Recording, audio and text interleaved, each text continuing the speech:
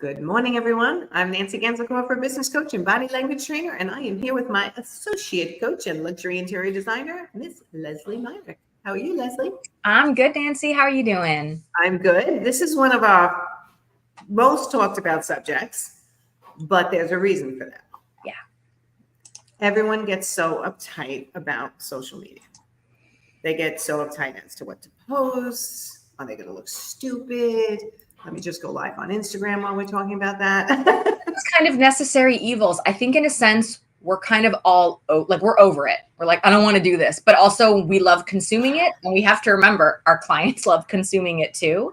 So, and it's like, this is a no-brainer. You need to be on social media today. Full stop. You don't have to be on every channel, but you have to have a presence, and you cannot use the excuse, oh, I just don't like it or don't want to do it. That doesn't fly. You got to make it happen somehow. You know, I feel like my generation is part of the problem because we're just like, oh my God, why does everyone have to know every time I, eat my breakfast this way, right? My cream of wheat, as we were joking around before about. Like, why does everyone need to know that? But that's exactly what we want to try to explain to people, that it's not about revealing every time you eat something or every time you go out to eat. It's about people getting to know you, right? And what you enjoy doing in order to find a common denominator with your ideal client that makes your ideal client feel like, wow, I really think I like this person, and I think I'd like them to work in my home as an interior designer. Think about the fact that, and this seems so simple to me, but for some people, they think the only thing people want to see is the rooms that they've done and their designs and their beautiful creations.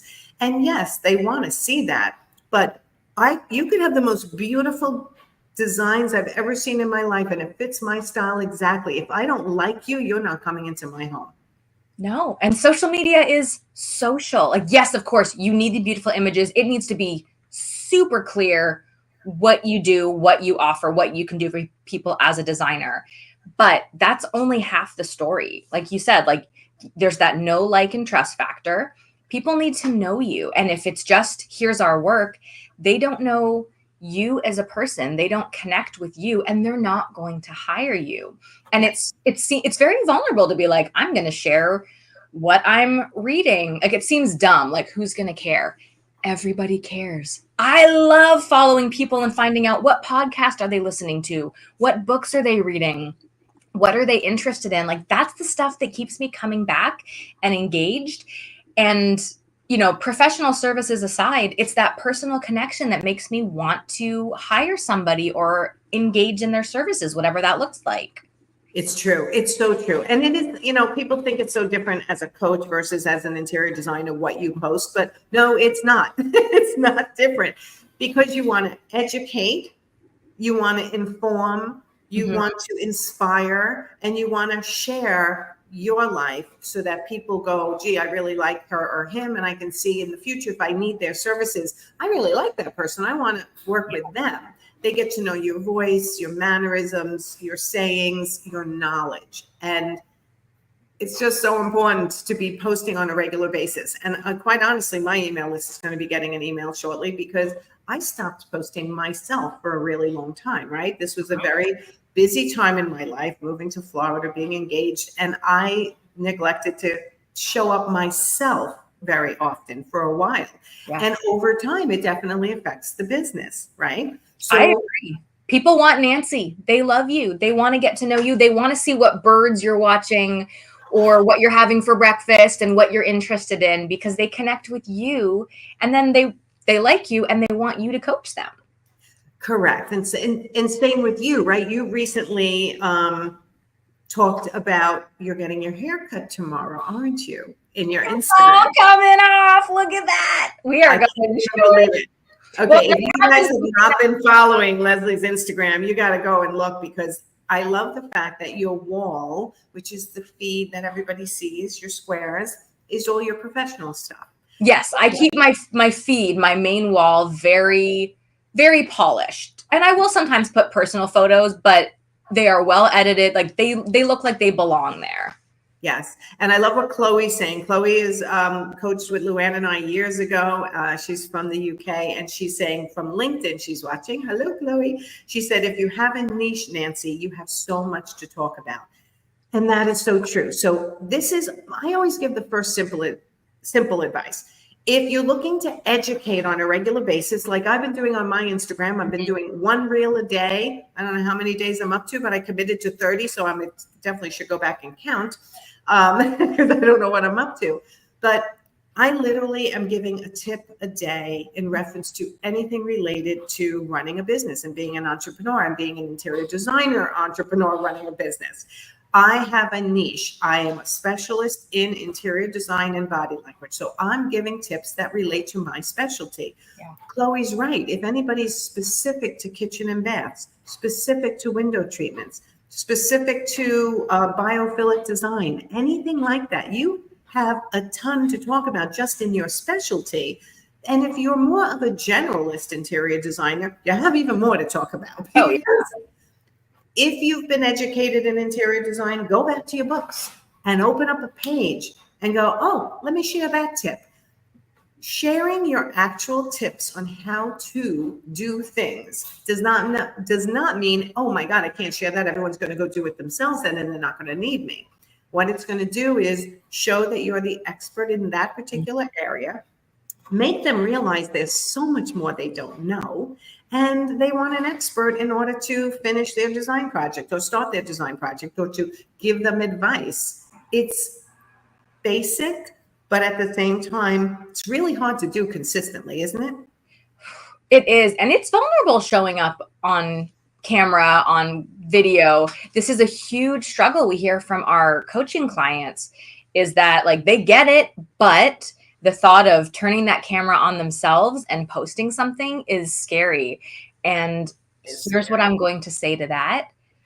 You just have to do it. And the more you do it, the easier it gets. The first few times, the first 6 months are terrifying. And you think you look stupid and it's weird angles and the lighting is bad. Just do it. No one's paying that much attention. The more you do it, the easier it gets, but you have to just get out there and start. And yes, like be vulnerable, be uncomfortable. I'm not saying it's going to be easy, but it's so important for people to see you. Yes. And I tell this story all the time. So apologies for anyone who's heard it 3 million times. But the first time I went on camera, my son was on the other side of the camera. And we were laughing and joking and we're talking about what I'm going to say on camera. And the minute the camera went on, I went completely stiff. I'm like, I'm Nancy Ganzekaufer, business coach. Like it was really bad. And he turned off the camera and he's like, what the fuck? Like he literally said that. Like, what is going on, Mom? I'm like, this person, this isn't you. I'm like, I don't know. I'm worried about my, one side of my mouth droops, like my accent, my hair might not be perfect. I can't see myself. I got so uptight and we just practiced and practiced. And even funnier story is here's the camera on a tripod. My son is behind it. And this was filming videos for social media back then. It was like we did it for a camera. I couldn't remember what I wanted to say. It was super scripted. So we had pieces of paper. No exaggeration. I'm not even lying. Kaden could come on and tell you this. I had a piece of paper above the camera that kept flopping over to the sides and the bottom. So it would make it look like I was looking at the camera while I was talking. Well, trust me, everybody, don't do any of that because it fails. Basically, the best tip I can give you is come up with your topic, kind of like we do today. Come up with your topic, 3 talking points that you can glance at right above your head, right above the camera where we can glance at it, and then just riff on what you know really well. You don't have to be scripted. You have to just share the knowledge that you actually have in your head that doesn't have to be rehearsed so much. And then it comes across more authentically and people relate to it more. Well, it does. And I'm going to offer a tip without getting into too much technology. But one thing I discovered lately, there are free teleprompter apps for your phone, and you can be using the front-facing camera. It looks like you're looking right at the camera, and you actually are reading. And I have done that for a few of my longer videos, and it looks natural. And I was like, this is amazing. So just know that the technology is your friend. It's going to help you do this. And if you really struggle with what to say, maybe do write out a short script and start with that until you get more comfortable winging it and just talking, on the fly on camera. Yes. And I'll tell you, the transitions are the hardest, right? So you want to, and as a body language trainer, we train people on how to make presentations. You want to know your opening, your ending, and any transitions, because that's what makes people the most nervous. That's when they start saying a lot of right? All their sounds. So we're not here to tell you you have to go on video, right? We want to say, what do you post on social media? We're just talking about the most powerful thing you can post on social media is definitely video. So if you're struggling with that, just practice on your own phone, a 30-second video, it could be, and then just watch yourself over and over again to desensitize yourself to the things you're picking on. Okay. Because I had to desensitize myself to my accent, to the way my mouth moves, like weird things that I kept focusing on that maybe some people focus on it, maybe they don't, but it was my issues. So I had to get over it myself. But what the heck do you post on social media? Oh, look, we have a typo in the thing. What do we post on social media? Media. That's you awful. Need to post on social media. Oh my God, let's hide that and correct that. So here we go, media. Literally everything you do every day is possibly postable, meaning what do you watch on TV as an interior designer? Are you noticing on certain TV shows the way the decor is, that you love it, you hate it, you have a suggestion, you have a comment? That's TV watching. Everybody does that. Everybody can do that. Reading a book, reading an article, anything from your training that you've had, anything you're doing in your day, any hobbies that you have, your animals, that's what you put into stories, right? So we have a lot of designers when they come into the academy, the Profit Insider Academy, they have 2 social media Instagram accounts, right? They have their personal and then they have their business. And I'm like, isn't it hard enough just to maintain one? How do you maintain 2? I mean, I also have Everyone Loves Millie, my dog, and I haven't maintained that in years because it's just too much. So I say, use your wall for your professional images, so people can see your work, and use your stories for a little bit more personal. And this way people get to know you. You do the same, correct? I do. So I want to say a year ago, maybe 2 years ago, I did split into 2 accounts. And what you're saying is exactly correct. I wasn't sharing well on either. I was letting my personal account go. And then I was also not sharing anything about me on my business Instagram. It was all managed by my amazing social media manager. So it was very professional, business focused. And we had this conversation with one of our Profit Insider Academy groups recently, and you made that same point. And I went, okay, I tried. It's time. And honestly, full transparency, the goal in separating them was so I wouldn't get lost in the scroll, because I would choose to go on for personal or business. And then if the business didn't really have, I was following businessy people, I thought maybe that would help with that side of it. All it meant was I had a smaller audience. I wasn't connecting with people, and people weren't getting to know me. So I agree with that. And listen, I understand if you have kids, if there are private things you don't want to share, you do not have to. But I love stories for the behind the scenes. I love sharing, like my kids like to be on camera. My daughter did a house tour walkthrough with me at a client's home the other day, and she thought it was like the coolest thing to get to walk through this framed up house. She's so cute. She's such a ham. She loves the camera. She does. Whereas like my son doesn't, and that's fine. And so I don't share that. But this is a great place for stories to connect with, but you don't have to share anything you're not comfortable with. So please don't mishear us that show us your kids, show us your underwear drawer. Like, no, do what's comfortable for you. But people do want to know about you and what your interests are, your hobbies. What are you struggling with right now in summer? Between camp drop off and pickup, I don't have a lot of work time. I am booking it during the days to meet all my deadlines and get things done. And a lot of my ideal clients are also parents. So sharing that side of my life with them. Hey, I have elementary school age kids. This is life right now. How about you? Those are the things that make people go, she's going to understand me. She's going to get my needs, my life, my family, and be the right fit for us as a designer.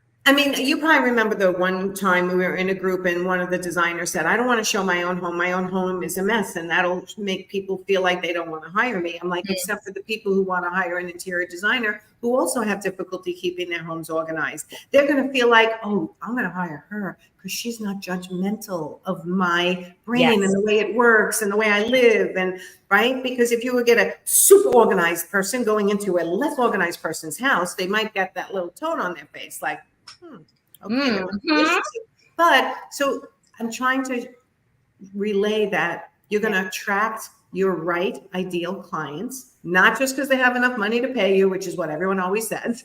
Who's your ideal client? People who can pay me. Okay, besides that, your ideal client is somebody you really enjoy working with, that it's easier because their personality matches your personality. How will you know that? You won't, but they may if you've been sharing your behind the scenes, your personality, your expertise, your hobbies, what you like to read, watch, do with your social media, because they will look you up. And one last thing, not just what should you post, but you have to be posting consistently, because they look at your social media when they find you on the internet, maybe, and they see your social media is a mess and hasn't been posted on, they're going to think your business is a mess. If she can't even manage, or he can't even manage his social media, then I guess they're probably not very organized in their business either. So realize the reflection it's giving other people. So post about you in your stories, post about your personal life, what you're comfortable with sharing. And as silly as you may think it is, post it anyway, and then see the response. Right? There are times I've posted, like the first time I posted a picture of a bird, I thought, this is ridiculously stupid. I'm posting a picture of a bird. I can't tell you how many people are watching these birds that I post. I love your bird photos. I'm like, what's she seeing in Florida today? I don't have those birds here where I live. Look at this. I mean, it's really cool when you're seeing them and I go, oh my God, look at that bird. And I mean, I'm taking it enthusiastically and sharing it enthusiastically, but there are points where I go, is this stupid? Should I not be doing this? But the enthusiasm comes across, and that's exactly it. It's something you're interested in, and you're going to have people literally that hire you because you like birds. That sounds so dumb, but that is how this works. Right, or that I just appreciate nature, or that I walk every day. Somebody told me the other day, you're inspiring me every time I see a picture that you walked today or that you went on the treadmill. Okay, so part of what people like to follow on social media is inspiration as well. And as an interior designer, everyone has a ton of inspiration to share, right? Don't be self-conscious if business is slow and go, oh, I have nothing to share because business is slow, and they're all going to know that business is slow if I don't share, something new. No, you can actually go back to your feed and look at your insights and say what was really popular in the past, and you can repost that stuff. Absolutely. People don't remember, and repost the best of the best, right? I have one tip that in my world is going viral, because 700 people watching any of my reels to me is viral. And I'm like, oh, that's cool. Like, so maybe 6 months from now, I'll repost that tip that everyone seems to really need. Yes. Right? So it's that kind of stuff. So what the heck do you post on social media? You post your beautiful work. You post your inspiration. You post things that inspire, quotes that you love, anything in your day. Pick up a piece of paper. Hold on, let me overthink this. Take a picture of this and post it, because this is what everybody does when it comes to social media. If you're at a restaurant, a coffee shop, post, tag that business. You never know what kind of exposure you can get. Businesses love to have people posting about them, and they will often reshare that content. This works, guys. I'm just going to say that. It's to be like, working at local coffee shop this morning, love the macchiato, whatever it is, put that in your stories, tag them. They're very likely going to share that with their audience, and who knows who might see it. This is what social media is good for, is being social and getting you in front, not only of your own audience so they can connect with you more, but in front of a new audience who can get to know you and hopefully become a client one day. Yeah. And actually go to that person's Instagram or that Starbucks Instagram and go, I just had my coffee this morning. It was fabulous. People are going to see that. They're going to be like, who's this person? Look at you. And then maybe they follow you. And now you're starting to grow a local following, because you are actually going to the local stores, you're frequenting the town that you live in. So share it, and share it freely. So I hope we gave people a ton of ideas today as to what to share and some inspiration not to be so nervous all the time. Nobody's as nervous as you are. Nobody's looking at you as critically as you are. So just try to keep that in mind. When you're looking at other people's feed, if you're a super critical person, then you might be super critical for yourself as well. Right? So start looking at that as well. And what do we have for everybody if they're struggling to figure out what to post on social media? So Nancy has an amazing free guide. It is a social media idea generator. The link's in the description, or you can go to nancyganzekaufer.com, check out the free resources page. If you're stuck, print this bad boy out, pick one and go. There's no reason to be stuck with social media ideas. And I say that as someone who, I used to manage social media for multiple home brands, and I hated it then, and I hate it even more now doing it for my own business. So I get it. It's not necessarily the most fun thing to do, but don't let a lack of ideas paralyze you. Yes. Pick something and do it. There's a ton of great ideas, and this is a free resource that we have for you. Yes. And you said something that triggered another thought, but I lost it already. So post that on social media. I think I'm losing my memory. Anyone else relate? Exactly. That's a perfect post. Like, I forgot why I walked into the kitchen today. Anybody else? You know how many people I would get commenting on that? Like, yeah, I do that every day, 3 times a day. So post consistently. I like it to be at least 3 times a week for interior designers. Put on your wall the pretty stuff, put in your stories and your reels, some of the behind the scenes inspiration books and a little bit about you, and just keep it going every day. Even if you have a social media manager like I do, like Leslie does, but we still have to post ourselves. We still have to find the things during our day that we want to share. And I'm going to make one last comment. You hate social media until it starts bringing you business. And then suddenly you're like, oh, that was fun. Maybe I'll do that and that, right? So keep trying, everybody.